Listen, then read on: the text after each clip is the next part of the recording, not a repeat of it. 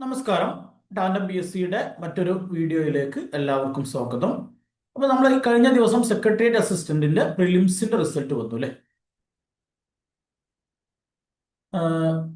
അപ്പൊ ഇനി വെറും കുറഞ്ഞ ദിവസങ്ങളെ നമ്മുടെ മുമ്പിലുള്ളൂ. ഈ ദിവസം കൊണ്ട് എങ്ങനെ നമ്മുടെ പഠനം ക്രമീകരിക്കണം, മെയിൻസിന് വേണ്ടിയുള്ള ഒരുപാട് പേര് ഇത് ലിസ്റ്റിൽ വരുമോ ഇല്ലേ എന്നുള്ള സംശയം മൂലം പഠനം തുടങ്ങാത്ത ആളുകളുണ്ട്. അവർക്ക് വേണ്ടിയാണ് മെയിനായിട്ട്. അല്ലാത്തവർക്കും ഈ ഒരു വീഡിയോ ഉപകാരപ്പെടും. കാരണം നമുക്കറിയാം, നമുക്കൊരു വലിയ ടോപ്പിക്കാണ് പഠിക്കാനുള്ളത്. 2 പേപ്പർ ഉണ്ട്. അപ്പൊ അത് ശ്രദ്ധ കൊടുത്തുകൊണ്ട് പ്രിഫറൻസ് നിശ്ചയിച്ചുകൊണ്ട് പഠിച്ചിട്ടില്ലെങ്കിൽ നമ്മുടെ എക്സാം എന്ത് ചെയ്യും, നമ്മുടെ കയ്യിൽ നിന്ന് പോകും. നമ്മൾ പ്രിലിംസ് പാസ്സായി വന്നു. 46 മാർക്കായിരുന്നു കട്ട് ഓഫ്. ആ കട്ട് ഓഫ് മറികടന്നുകൊണ്ട് നമ്മൾ പ്രിലിംസ് പാസ്സായിട്ടുണ്ട്. ഇനി നമ്മുടെ ഈ മെയിൻസ് കയ്യിൽ ഒതുക്കുക എന്നുള്ളതാണ് നമ്മുടെ മുമ്പിലുള്ള സ്വപ്നം. അതിന് നമുക്ക് വലിയൊരു സിലബസ് പഠിക്കാനുണ്ട്. 58 ദിവസം നമ്മുടെ മുമ്പിലുള്ളൂ. എന്നാൽ 2 പേപ്പറുകളിലായിട്ട് 200 മാർക്കിന് ഒരു വിശാലമായിട്ടുള്ള ഒരു സിലബസ് നമുക്ക് പഠിക്കാനുണ്ട്. അതുകൊണ്ട് തന്നെ ആ സിലബസിൽ നിന്ന് നിങ്ങൾക്ക് കട്ട് ഓഫ് കടന്നുകൊണ്ട് നല്ല റാങ്കിലെത്താൻ ഉള്ള ഒരു കുറുക്ക് വഴിയാണ് നമ്മൾ ഇന്നത്തെ സ്റ്റഡി പ്ലാനിലൂടെ പറയാൻ പോകുന്നത്. എല്ലാം പഠിക്കാതെ ഏത് ഭാഗത്തിന് കൂടുതൽ ഫോക്കസ് ചെയ്തുകൊണ്ട് പഠിച്ചാൽ പെട്ടെന്ന് മാർക്ക് സ്കോർ ചെയ്യാൻ പറ്റും എന്നുള്ള ഡീറ്റെയിൽഡ് ആയിട്ടുള്ള കാര്യങ്ങൾ നമ്മൾ ഈ വീഡിയോയിൽ ഡിസ്കസ് ചെയ്യും. അപ്പൊ വീഡിയോ സ്കിപ്പ് ചെയ്യാതെ പൂർണ്ണമായി അവസാനം വരെ കാണാൻ ശ്രമിക്കുക. അതോടൊപ്പം നിങ്ങൾ ടാൻഡം പി എസ് സി എന്ന് പറയുന്ന ഈ ചാനൽ ഇതുവരെ സബ്സ്ക്രൈബ് ചെയ്യാതെയാണ് കാണുന്നതെങ്കിൽ ഇപ്പോൾ തന്നെ ചാനൽ സബ്സ്ക്രൈബ് ചെയ്ത് സപ്പോർട്ട് ചെയ്യുക. നിങ്ങളുടെ സപ്പോർട്ടാണ് ഇത്തരം വീഡിയോസ് ചെയ്യാനുള്ള പ്രചോദനം. മാത്രമല്ല, നമ്മൾ ഇത്തരം വീഡിയോസ് അപ്ലോഡ് ചെയ്യുമ്പോൾ തന്നെ നിങ്ങൾക്ക് നോട്ടിഫിക്കേഷൻ ആയിട്ട് ലഭിക്കണമെങ്കിൽ സബ്സ്ക്രൈബ് ചെയ്ത ശേഷം തൊട്ടടുത്ത് കാണുന്ന ബെല്ലൈക്കൺ കൂടി ഒന്ന് ക്ലിക്ക് ചെയ്താൽ മതി. അപ്പൊ നമുക്ക് ക്ലാസ് വീഡിയോയിലേക്ക് കടക്കാം.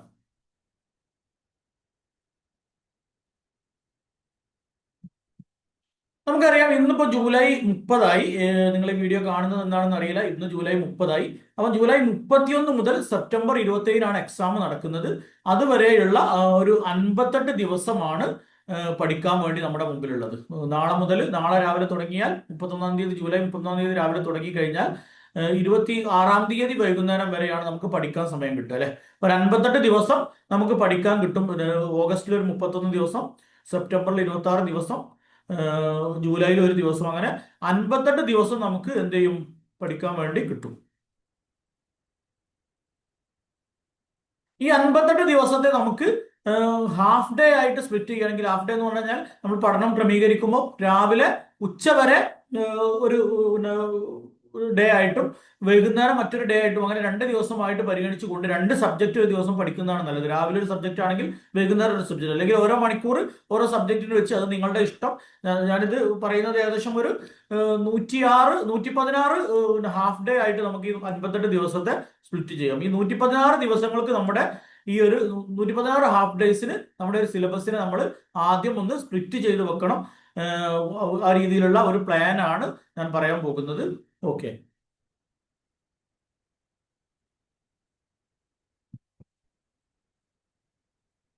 നമുക്കറിയാം, സെപ്റ്റംബർ 29-നാണ്, സെപ്റ്റംബർ 27-ാം തീയതിയാണ് നമ്മുടെ എക്സാം നടക്കുന്നത്. 2 പേപ്പറായിട്ടാണ്. രാവിലെ 10 മണി മുതൽ 12 മണി വരെ ഫസ്റ്റ് പേപ്പർ, സെക്കൻഡ് പേപ്പർ 1:30 മുതൽ 3:30 വരെയാണുള്ളത്. അപ്പോൾ 1.5 മണിക്കൂറാണ് അതിനിടക്ക് ബ്രേക്ക് ഉണ്ടാവുക. ആ കാര്യങ്ങളൊക്കെ നിങ്ങൾ ഓർമ്മ വേണം. ഭക്ഷണം കഴിക്കാൻ, മറ്റു കാര്യങ്ങൾക്കൊക്കെ 1.5 മണിക്കൂർ ബ്രേക്ക് ഉണ്ടാകും. ആ സമയത്ത് കുറെ പഠിക്കാമെന്ന് വിചാരിച്ചിട്ട് കാര്യമില്ല. മിക്കവാറും ഞാൻ എല്ലാവരോടും പറയാറുണ്ട്, എക്സാം ഹാളിൽ പോയിട്ട് അവിടെ നിന്നുള്ള ധൃതി പിടിച്ചുള്ള പഠനം ചിലപ്പോൾ നമുക്ക് നെഗറ്റീവ് മാർക്കിനെ കാരണമാകുള്ളൂ. നമ്മൾ വെറുതെ വാരി വലിച്ചപ്പോൾ കുറെ വായിക്കും, ഒന്നും തലയിൽ കയറില്ല, എന്തൊക്കെ എവിടെയൊക്കെ കാണും. എക്സാം ഹാളിൽ എത്തുമ്പോൾ ആ ചോദ്യം വന്നാൽ പോലും നമ്മൾ ചിലപ്പോൾ കൺഫ്യൂഷൻ അടിച്ച് തെറ്റിക്കാൻ സാധ്യതയുണ്ട്. അപ്പോൾ അവിടേക്ക് പഠിക്കാൻ ബാക്കി വെക്കരുത്. അതിന് മുമ്പ് തന്നെ അവിടെ നല്ല റിലാക്സ് ആയിട്ട്, ഒരു എക്സാം ഹാളിൽ പോയിട്ട് അവിടെ റിലാക്സ് ആയിട്ട് നിൽക്കാൻ കഴിയണം. അപ്പൊ നമുക്ക് മൈൻഡ് ഒന്ന് ഫ്രീ ആയിട്ട് എക്സാമിന് പോവുകയാണെങ്കിൽ നമുക്ക് നെഗറ്റീവ് മാർക്ക് ഇല്ലാതെ പരീക്ഷ എഴുതാൻ കുറച്ചുകൂടി അതൊരു സഹായകമാകും. അപ്പൊ ആ രീതിയിൽ നിങ്ങൾ പഠനം ക്രമീകരിക്കാൻ വേണ്ടി ശ്രമിക്കുക. ഈ എക്സാമിന്റെ ഹോൾ ടിക്കറ്റ് കിട്ടാൻ പോകുന്നത് 12/9-നാണ് എന്നാണ് സൈറ്റിൽ പറയുന്നത്. നമ്മുടെ അസിസ്റ്റന്റ് സെയിൽസ്മാൻ എക്സാമിന്റെ ഹോൾ ടിക്കറ്റ് ഒക്കെ 19-ാം തീയതി വരുമെന്ന് പറഞ്ഞിട്ട് 21-ാം തീയതിയാണ് വന്നത്. അങ്ങനെ വ്യത്യാസം വരുമോ എന്നറിയില്ല. 12/9 ഇപ്പോ PSC പറഞ്ഞിരിക്കുന്ന സമയം. കൺഫർമേഷൻ കൊടുക്കേണ്ട ആവശ്യമില്ല. 2 പേപ്പറാണ് നമ്മൾ പറഞ്ഞു. ഈ 2 പേപ്പറിന് 100 മാർക്ക് വീതമാണുള്ളത്.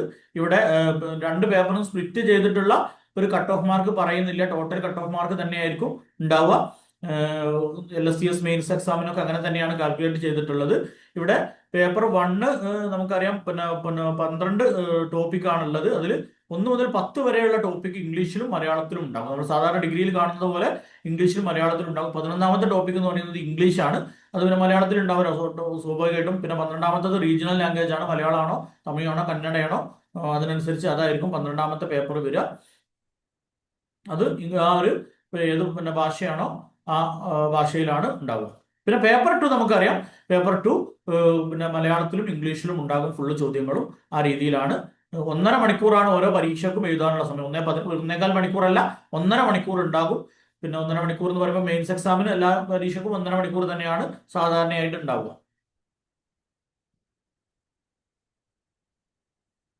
അപ്പൊ ഇനി നമ്മൾ ശ്രദ്ധിക്കേണ്ടത് ഈ 1.5 മണിക്കൂർ കൊണ്ട് മാക്സിമം നമുക്ക് ആൻസർ ചെയ്യാൻ എത്ര ക്വസ്റ്റ്യൻ ആൻസർ ചെയ്യാൻ പറ്റും എന്നുള്ള ഒരു ബോധ്യം നമുക്ക് ഉണ്ടാക്കണം. നമ്മുടെ നിലവിലെ PSCയുടെ ട്രെൻഡ് അനുസരിച്ച് നമ്മളിപ്പോൾ അവസാനമായിട്ട് കഴിഞ്ഞിട്ടുള്ള LSTSന്റെ മെയിൻസ് എക്സാം ആണെങ്കിലും അതിനു മുമ്പ് കഴിഞ്ഞിട്ടുള്ള പരീക്ഷകളൊക്കെ ആണെങ്കിലും ഡിഗ്രി മെയിൻസ് എക്സാമിന്റെ ഒരു ട്രെൻഡ് നോക്കുമ്പോൾ നമുക്ക് ക്വസ്റ്റ്യൻ ഓരോ പേപ്പറിലും 100 ചോദ്യങ്ങൾ തരുമെങ്കിലും ഒരു 70 to 80 ക്വസ്റ്റ്യൻ അറ്റൻഡ് ചെയ്യാനുള്ള ടൈമാണ് നമുക്ക് കിട്ടുക. ഒരു 70 to 80. ഞാൻ പറഞ്ഞത് സിമ്പിൾ പിന്നെ എക്സാമിനേഷൻ ആണെങ്കിൽ, ക്വസ്റ്റ്യൻ സിമ്പിൾ ആണെങ്കിൽ അതിനേക്കാൾ കൂടുതൽ ടൈം കിട്ടും. അതുകൊണ്ട് 70 to 80 എഴുതി കഴിഞ്ഞാൽ നിങ്ങൾ നിർത്തരുത്, അതിനല്ല പറഞ്ഞത്. എങ്കിലും നമ്മൾ മനസ്സിലാക്കുക, പിന്നെ ആവറേജ് സാധാരണ ഡിഗ്രി ലെവലിലുള്ള എക്സാമാണ് ക്വസ്റ്റ്യൻ പേപ്പർ ആണ് നിങ്ങൾക്ക് കിട്ടുന്നതെങ്കിൽ മിക്കവാറും ഒരു 70 to 80 ക്വസ്റ്റ്യനെ അറ്റൻഡ് ചെയ്യാൻ ടൈം കിട്ടുള്ളൂ. ഞാനിത് പറയാൻ കാരണം ക്വസ്റ്റ്യൻ കിട്ടിയില്ല എന്ന് വിചാരിച്ചിട്ട്, അറ്റൻഡ് ചെയ്യാൻ ടൈം കിട്ടില്ല എന്ന് വിചാരിച്ചിട്ട് ടെൻഷൻ അടിച്ചുകൊണ്ട് ഫുള്ള് തെറ്റിക്കാതെ ക്വസ്റ്റ്യൻ പേപ്പർ പോലെ ചില ആളുകളുണ്ട് എക്സാമിന്റെ അവസാന സമയമാകുമ്പോൾ 5 മിനിറ്റുള്ള ഒരുപാട് ക്വസ്റ്റ്യൻ ചെയ്യാനുണ്ട്, ക്വസ്റ്റ്യൻ പേപ്പർ പോലും നോക്കാതെ ABCD കറക്കി കുത്തിയിട്ട് കറപ്പിച്ച് പോരുന്ന ആളുകൾ വരെയുണ്ട്. ആ രീതിയിൽ നിങ്ങൾ നെഗറ്റീവ് അടിക്കരുത്. നിങ്ങൾ മനസ്സിലാക്കുക, എക്സാം എഴുതുന്ന എല്ലാ ആളുകൾക്കും ഒരേ സമയമാണ് കിട്ടുക.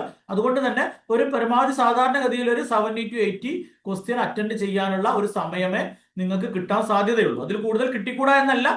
അതുകൊണ്ട് തന്നെ നിങ്ങൾക്കൊരു 80 ചോദ്യം 80 ചോദ്യമൊക്കെയാണ് നിങ്ങൾക്ക് അറ്റൻഡ് ചെയ്യാൻ സമയം കിട്ടിയിട്ടുള്ളൂ എങ്കിൽ നിങ്ങൾ ടെൻഷൻ അടിക്കേണ്ട. നിങ്ങൾക്ക് മാത്രമല്ല, ആ എക്സാം എഴുതുന്ന എല്ലാവർക്കും അത്രയും സമയം കിട്ടിയിട്ടുണ്ടാകുള്ളൂ.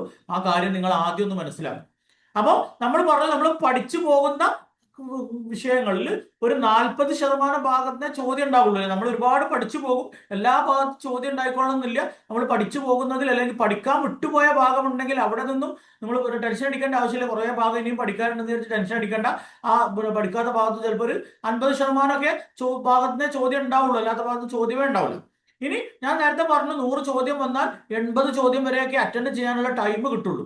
അതുകൊണ്ട് തന്നെ ബാക്കിയുള്ള 20 ചോദ്യം നമ്മൾ പഠിക്കാത്ത ഭാഗത്താണെങ്കിൽ കൂടി നമ്മൾ ടെൻഷൻ ആവേണ്ട ആവശ്യമില്ല.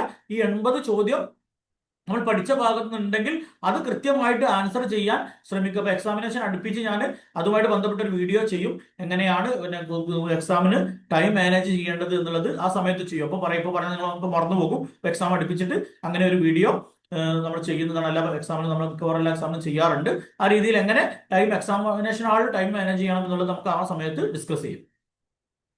അപ്പൊ ഒരു കാര്യം ഓർത്ത് വെക്കുക, ഒരു 80 ചോദ്യം വരെയൊക്കെ സാധാരണഗതിയിൽ നിങ്ങൾക്ക് ആൻസർ ചെയ്യാൻ വേണ്ടി പറ്റുക. ഈ 80 ചോദ്യം ആൻസർ ചെയ്താൽ തന്നെ അതിലൊക്കെ എല്ലാവർക്കും ഒരു മൈനസും വരാത്തവരൊന്നും ആരും ഉണ്ടാവില്ല. അങ്ങനെയായാലും മൈനസ് ഒക്കെ വരും. എങ്ങനെ ആയിരുന്നാലും ഇതിന്റെയൊക്കെ കട്ട് ഓഫ് വരെ ഒരു 60ന്റെ താഴെ ആയിരിക്കും മിക്കവാറും മെയിൻസ് എക്സാമിന്റെ ഒക്കെ കട്ട് ഓഫ് നമ്മൾ പ്രതീക്ഷിക്കും. പ്രത്യേകിച്ച് നമുക്കറിയാം LSTS മെയിൻസ് എക്സാമിന് വെറും 400 പേരുടെ ലിസ്റ്റാണ് ഇട്ടത്. മെയിൻ ലിസ്റ്റ് 400 പേരെയാണ് ഇട്ടത്. അവിടെ പോലും 200ൽ 96 മാർക്കാണ് കട്ട് ഓഫ് വന്നത്. എന്നാൽ സെക്രട്ടേറിയറ്റിന് നമുക്കറിയാം അതിനേക്കാൾ കൂടുതൽ ഒഴിവുകൾ പ്രതീക്ഷിക്കുന്നുണ്ട്. 200 ഒഴിവുകളായിരുന്നു LSTS മെയിൻസിന് ഏകദേശം പ്രതീക്ഷിക്കുന്നത്. എന്നാൽ ഇതിന് ഒരു 1000-ഓളം ഒഴിവുകൾ പ്രതീക്ഷിക്കുന്ന ഒരു പോസ്റ്റാണ് സെക്രട്ടേറിയറ്റ് അസിസ്റ്റന്റ് എന്ന് പറഞ്ഞത്. അതുകൊണ്ട് തന്നെ അതിനേക്കാൾ വലിയൊരു ലിസ്റ്റാണ് ഉണ്ടാകുന്നുള്ളതിൽ ആർക്കും സംശയം ഉണ്ടാവില്ല. 2000 2500 ഒക്കെ പേര് മെയിൻ ലിസ്റ്റിൽ തന്നെ വരുന്ന ലിസ്റ്റ് ആയിരിക്കും ചിലപ്പോൾ ഇടുക. അപ്പൊ സ്വാഭാവികമായിട്ടും അതേ ഒരു ലെവൽ എക്സാം ആണെങ്കിൽ പോലും അതിനേക്കാൾ കട്ട് ഓഫ് കുറയാനുള്ള സാധ്യതയാണ് കാണുന്നത്. കട്ട് ഓഫിന്റെ പ്രിഡിക്ഷൻ എക്സാമിന് മുമ്പേ നടത്തുകയല്ല. ഞാൻ ഇതൊക്കെ പറയുന്നത് എന്തിനാന്ന് വെച്ച് കഴിഞ്ഞാൽ, നിങ്ങൾ പിന്നെ 100 മാർക്കിനും പരീക്ഷ എഴുതണം, അല്ലെ 100 മാർക്കിനും ആൻസർ ചെയ്യണം എന്ന് വിചാരിച്ചിട്ട് എക്സാം ഹാളിൽ പോയിട്ട് അബദ്ധങ്ങൾ വരുത്തരുത് എന്ന് വിചാരിച്ചിട്ടാണ് പറയുന്നത്. ഇത് ഇത്രയും ഡീറ്റെയിൽ ആയിട്ട് പറയുന്നത്. ഒരു പക്ഷേ ഒരു 60 അറൗണ്ട് 60% ആയിരിക്കും. അതായത് 200ൽ ഒരു 120ന്റെ താഴെ ആയിരിക്കും കട്ട് ഓഫ് വരിക മിക്കവാറും. അത് എക്സാമിനേഷന്റെ സ്റ്റാൻഡേർഡ് അനുസരിച്ചാണ്. അതിൽ കൂടുതലെന്നല്ല പറഞ്ഞത്. എക്സാമിനേഷൻ ഒരു ഡിഗ്രി ലെവലിന്റെ നിലവാരം പുലർത്തുന്ന ഒരു ക്വസ്റ്റ്യൻ പേപ്പർ ആണെങ്കിൽ ഏകദേശം അത്രയൊക്കെ കട്ട് ഓഫ് വരാൻ ഉണ്ടാവുള്ളൂ. ആ രീതിയിൽ തന്നെ നിങ്ങൾ ടെൻഷൻ അടിക്കാതെ എക്സാം എഴുതാൻ ശ്രമിക്കണം എന്ന് കരുതി 120ൽ കൂടുതൽ വരില്ല. ഞാൻ അത്യാവശ്യം എഴുതിയിട്ടുണ്ടെന്ന് കരുതി നിർത്താനല്ല പറയുന്നത്. അറിയുന്ന ഒരു ചോദ്യം പോലും നിങ്ങൾ ക്വസ്റ്റ്യൻ പേപ്പറിൽ അറ്റൻഡ് ചെയ്യാതെ വിടരുത്. അപ്പൊ നമ്മൾ രണ്ട് പേപ്പർ ഉണ്ടെന്ന് പറഞ്ഞു. ഈ പേപ്പറിന്റെ മാർക്ക് നമ്മളൊന്ന് നോക്കണം. ഒന്നാമത്തെ പേപ്പറിലും 100 മാർക്കാണ്, രണ്ടിലും 100 മാർക്കാണ് അല്ലെ. ഒന്നിൽ 100 മാർക്ക് എങ്ങനെയാണ് അലോട്ട് ചെയ്തതെന്നുള്ളത് വളരെ ഇമ്പോർട്ടന്റ് ആണ്. അതിനനുസരിച്ചാണ് നമ്മൾ പഠനം ക്രമീകരിക്കേണ്ടത്. ഈ ഒരു ഭാഗം നോക്കൂ. ഈ ഒരു ഭാഗത്ത് എത്ര മാർക്ക് ഉണ്ട്? 41 മാർക്ക്. 100-ൽ 41 മാർക്ക് കിടക്കുന്നത് ഈ ഒരു ഭാഗത്താണ്. Simple arithmetic, mental ability and reasoning, English, Malayalam. ഈ 3 ഭാഗത്ത് മാത്രം ഈ 100-ൽ 41 മാർക്കുണ്ട്. ഞാൻ പറഞ്ഞു ഈ 100 മാർക്കിൽ ഒരു പക്ഷെ നിങ്ങൾക്ക് ലിസ്റ്റിൽ കയറാൻ വേണ്ടി വരെ ഒരു 60 മാർക്കായിരിക്കും. വ്യത്യാസം വന്നേക്കാം, 60-ൽ കുറയാൻ കൂടാം. ഒരു ആവറേജ്, ഒരു ശരാശരി നമ്മൾ പ്രതീക്ഷിക്കുന്നത് ഏകദേശം ആ ഒരു റേഞ്ചിലായിരിക്കും. 50 to 60 ആയിരിക്കും നമുക്ക് വേണ്ടത്. അതിൽ 41 മാർക്ക് ഈ ഭാഗത്തുണ്ട്. അതിൽ നിന്നൊരു 35 മാർക്കെങ്കിലും നിങ്ങൾ സ്കോർ ചെയ്യാൻ വേണ്ടി ആ ഭാഗത്തിന് കുറച്ചുകൂടി പഠിക്കുമ്പോൾ ഈ ഇംഗ്ലീഷും മലയാളവും ഒക്കെ പ്രീവിയസ് ക്വസ്റ്റ്യൻ പേപ്പർ ഡിസ്കഷൻസ് മാത്രമാണ് മാർക്ക് സ്കോർ ചെയ്യാനുള്ള ഏറ്റവും നല്ല മാർഗം. ഇനിയുള്ള സമയം അതിനെ സമയമുള്ളൂ. അപ്പൊ ആ രീതിയിൽ പ്രീവിയസ് ക്വസ്റ്റ്യൻസ് വർക്ക്ഔട്ട് ചെയ്തുകൊണ്ട് മാത്സ് ആണെങ്കിലും ഇംഗ്ലീഷ് ആണെങ്കിലും മലയാളം ആണെങ്കിലും ആ രീതിയിൽ ഈ 41 മാർക്കിൽ ഒരു 35 മാർക്കെങ്കിലും നിങ്ങൾ ഈ ഭാഗത്തുനിന്ന് ഉണ്ടാക്കാൻ വേണ്ടി ശ്രമിക്കുക. പിന്നെ ഇവിടെ ഞാൻ പറയാൻ പോകുന്നത് ഹിസ്റ്ററിയും ജോഗ്രഫിയും. അതിന്റെ സിലബസ് ഞാൻ കാണിച്ചു തരാം. ഹിസ്റ്ററിയും ജോഗ്രഫിയും 14 മാർക്കാണ് ഈ ഭാഗത്തുള്ളത്. പക്ഷേ 14 മാർക്കിന് ഒരുപാട് നമുക്ക് പഠിക്കാനുണ്ട്. ഹിസ്റ്ററിയുടെ ഭാഗത്ത് ഇന്ത്യൻ ഹിസ്റ്ററിയും വേൾഡ് ഹിസ്റ്ററിയും കേരള ഹിസ്റ്ററിയും ഒക്കെ ഉണ്ട്. ജോഗ്രഫിയും അങ്ങനെ തന്നെ. മാത്രമല്ല നമ്മൾ പ്രിലിംസിനും എല്ലാ എക്സാമിനും സ്ഥിരമായിട്ട് പഠിക്കുന്ന 2 ഭാഗമാണ് ഹിസ്റ്ററി ജോഗ്രഫിയിൽ. ഹിസ്റ്ററി ജോഗ്രഫി ഇല്ലാത്തൊരു എക്സാം ഉണ്ടാവില്ല. അപ്പൊ എല്ലാ എക്സാമിനും നമ്മൾ പഠിക്കുന്ന ഭാഗമായിരിക്കും അത്. അപ്പൊ ആ ഭാഗത്ത് ഇനി കൂടുതൽ പഠിക്കാൻ സമയം കൊടുക്കാതിരിക്കുന്നതാവും നല്ലത്. എൻ്റെ ഒരു അഭിപ്രായമാണ്. നിങ്ങൾക്ക് അഭിപ്രായത്തിൽ വ്യത്യാസം ഉണ്ടാകാം. എങ്കിലും ആ ഭാഗത്ത് ഈ 14 മാർക്കിന് വേണ്ടി നമ്മൾ ഒരുപാട് പഠിച്ചാൽ നമുക്ക് അവിടുന്ന് കിട്ടാൻ പോകുന്നത് ഒരു 12 മാർക്കൊക്കെ ആയിരിക്കും മാക്സിമം കിട്ടുക. 10 to 12 ആയിരിക്കും കിട്ടുക.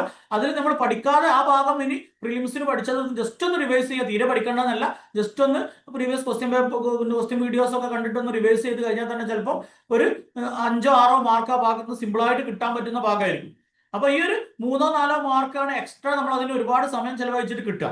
അപ്പൊ അത് അവിടെ നിങ്ങൾക്ക് വേണമെങ്കിൽ ഞാൻ എൻ്റെ ഒരു അഭിപ്രായം പറഞ്ഞത് നിങ്ങൾ മാക്സിമം നിങ്ങൾ ഇനിയുള്ള സമയം മാനേജ് ചെയ്യാനുള്ള ഒരു എളുപ്പവഴിയാണ് പറഞ്ഞത്. ഈ ഭാഗത്തിന് കൂടുതൽ സമയം കൊടുക്കാതെ നിൽക്കുന്നതാണ് നല്ലത്. പിന്നെ നോക്കുക, ഈ 21 മാർക്ക് നോക്കുക. ഇവിടെ 21 മാർക്ക് ഉണ്ട്. ഇതേതാണ്? സയൻസ് ആണ്.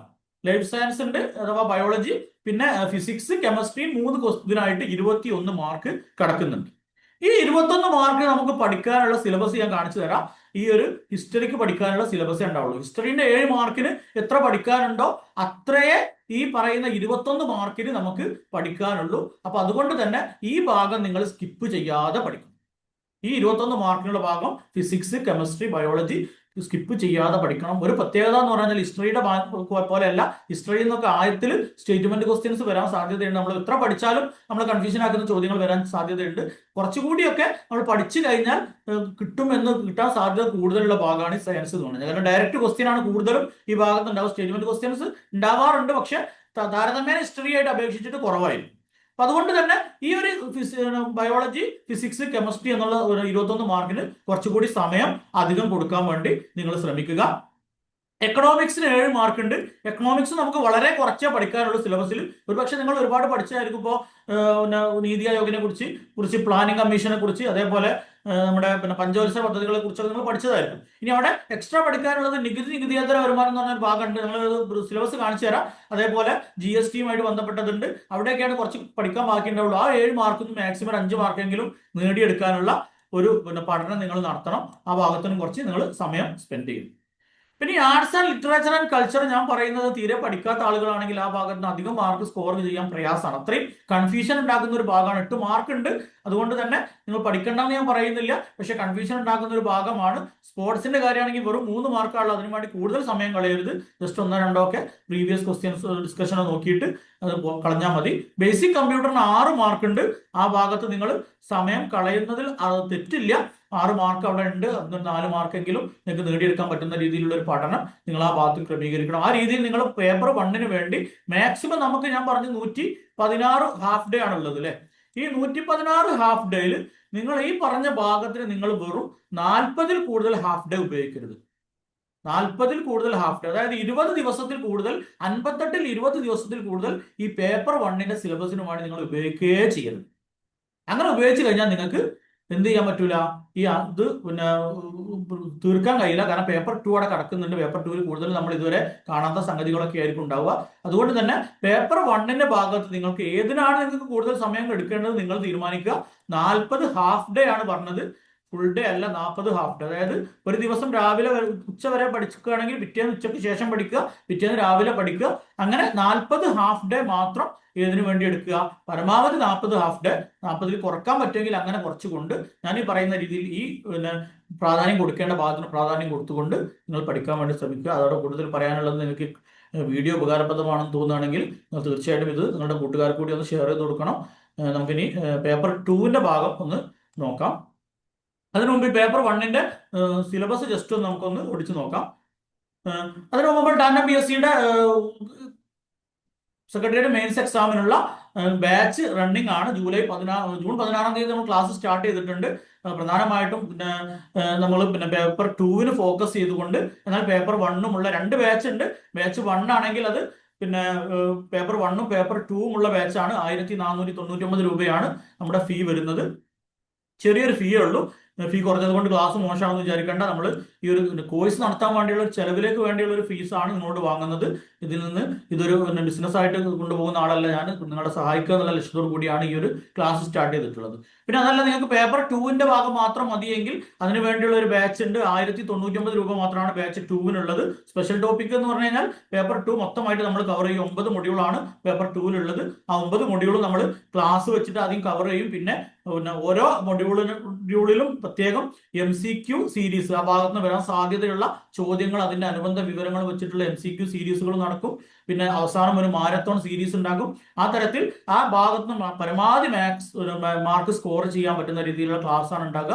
പ്രത്യേകിച്ച് ഈ സ്പെഷ്യൽ ടോപ്പിക്കിന്റെ ഭാഗത്ത് വരുന്ന കാര്യങ്ങളൊക്കെ കേരള സർക്കാർ തദ്ദേശ സ്ഥാപനങ്ങൾ വഴി നടപ്പിലാക്കുന്ന പദ്ധതികളാണ് കൂടുതലും. ഇപ്പൊ വുമൺ എംപവർമെന്റ് ആണെങ്കിലും, ഡിസാസ്റ്റർ മാനേജ്മെന്റ് ആണെങ്കിലും, എക്കണോമിക്കൽ റിഫോർമേഷനുകളാണെങ്കിലും, ഇ ഗവേണൻസ് ആണെങ്കിലും ഒക്കെ ഇതൊക്കെ ജനങ്ങളിലേക്ക് എത്തുന്നത്. കാരണം നമുക്കറിയാം, ജനങ്ങൾ താമസിക്കുന്നത് ഓരോ പിന്നെ ഗ്രാമങ്ങളിലാണ്. ഈ ഗ്രാമങ്ങളുടെ പിന്നെ പ്രാദേശിക ഭരണം നടത്തുന്ന തദ്ദേശ സ്ഥാപനങ്ങൾ വഴിയാണ് ഇതൊക്കെ ജനങ്ങളിലേക്ക് എത്തുന്നത്. അതുകൊണ്ട് തന്നെ ഈ പദ്ധതികളൊക്കെ ആയിട്ട് ബന്ധപ്പെട്ട് ഇതിന്റെ ഡിസാസ്റ്റർ മാനേജ്മെന്റ് ആണെങ്കിലും, ഇ ഗവേണൻസ് ആണെങ്കിലും, ഈ പറയുന്ന കേരള മോഡൽ ഡെവലപ്മെന്റ് ഭാഗത്തുള്ള സർക്കാരിന്റെ വിവിധ പദ്ധതികൾക്കൊക്കെ 12 വർഷത്തോളം ആ പദ്ധതികൾ നേതൃത്വം കൊടുക്കാൻ കഴിഞ്ഞിട്ടുള്ള ഒരു വ്യക്തി എന്നുള്ള നിലക്ക് ആ ഭാഗത്ത് ഇമ്പോർട്ടന്റ് ആയിട്ടുള്ള കാര്യങ്ങൾ എടുത്തുകൊണ്ട് തന്നെ നിങ്ങൾക്ക് ക്ലാസ് തരാൻ വേണ്ടി പറ്റും. LSCS പരീക്ഷയ്ക്ക് നമ്മുടെ ക്ലാസ് ഫോളോ ചെയ്ത ആളുകൾക്ക് അറിയാം. അത്രയും കൃത്യമായിട്ട് നിങ്ങൾക്ക് മറ്റൊരാൾക്കും തരാൻ പറ്റാത്ത രീതിയിലുള്ള സ്പെഷ്യൽ ടോപ്പിക്കിന്റെ ക്ലാസ്സുകൾ നമ്മൾ തന്നിട്ടുണ്ട്.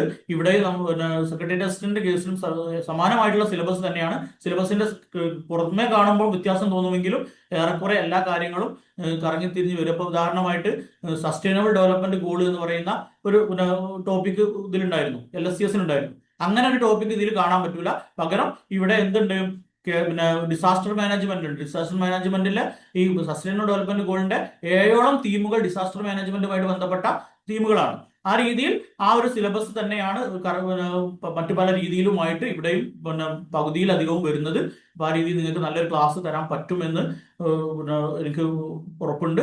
അതുകൊണ്ട് നിങ്ങൾക്ക് കോഴ്സിൽ ജോയിൻ ചെയ്യാൻ താല്പര്യമുണ്ടെങ്കിൽ ഈ 2 നമ്പറിൽ കോൺടാക്ട് ചെയ്യുക. ആദ്യം കൊടുത്തിരിക്കുന്ന 7034327690 എന്ന നമ്പർ, അതിൽ കോൾ ചെയ്യുക. അതിനും വാട്സപ്പ് ഉണ്ട്, പക്ഷെ അതിലെ വാട്സപ്പ് ഞാൻ അധികം ശ്രദ്ധിക്കാറില്ല.